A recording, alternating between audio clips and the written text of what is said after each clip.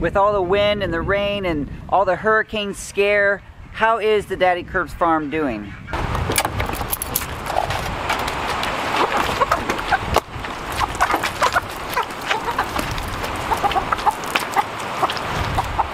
It's Sunday afternoon and we're still sort of in the whole Hurricane Harvey situation, but quite honestly, our farm and this area has avoided most major problems. There hasn't been major flooding in our part of town. The flooding that I expected on the farm didn't happen. It's really amazing. The ground was so ready to receive moisture that slow, steady drizzle that this storm provided was just soaked in. My swales didn't even fill up. They collected water, but it soaked in completely, and there's not even anything to show for it in the swales.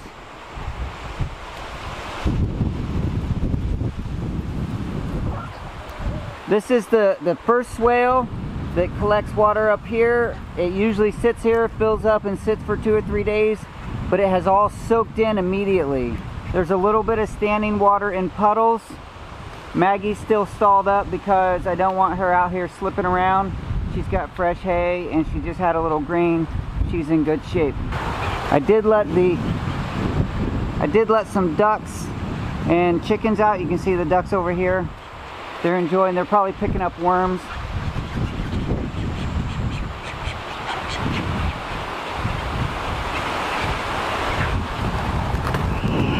Uh-oh. Yeah, that wasn't good. At one point, most of these ducks had their wings clipped, and I didn't realize that they had grown out to the point to where they could fly. Go back. Go back.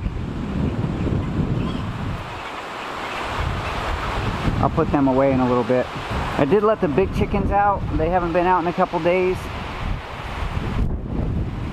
Let's see, they've been providing eggs. Everything is a mess right now. This is going to be a very precarious next few minutes. I'm going to shoot the rest of this video with a pocket full of eggs. The goats and chickens in here, the ducks, the chickens back here in the tractor, and the ducks that are in here, they've all done just fine. There's no water that really stands in this area. They have their pool. They get out here and eat the mesquite beans and the leaves. They're in good shape.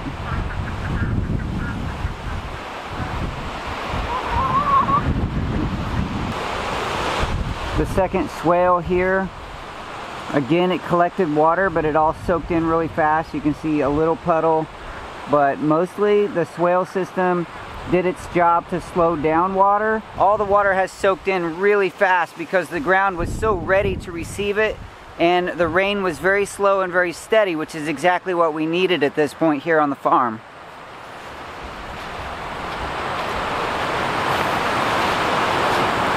Going on up here into the orchard, a lot of this area that floods over here, again, did not flood. The water, there was no accumulated water to rush through, so everything just got a good soaking, and it's in good shape. Recently I cut a lot of weeds down and did a chop and drop here. It got soaked in really nice.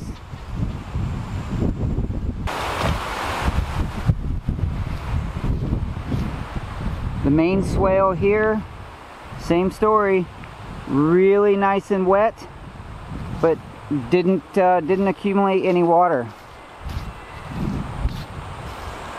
These areas that they were really dry and cracked, they kind of crumbled and filled in, but if it would have been a rushing or a good steady water, that would have completely lost shape of those cracks. After that rough, dry, hot July and August, our farm was just really ready to receive a rain just like this. This is exactly, I know Harvey's been devastating for many, and my heart, my prayers go out to those who have suffered loss of life or property, but the rain here was greatly needed, and the fact that it came in this area so gentle and so mild but consistent, that's what we needed. We have a little bit of standing water over here where it's the lowest, some on the driveway. but nothing accumulated in the orchard or the swales.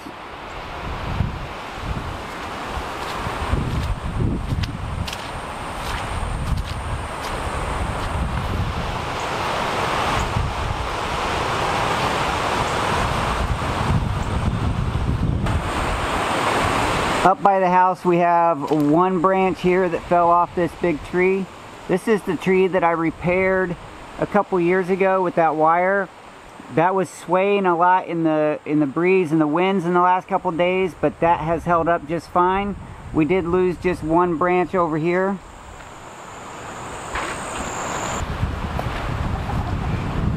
Over on this side there's some small downed branches, little branches over here. Some of these things, you know, they're broken, but for the most part we've suffered very little.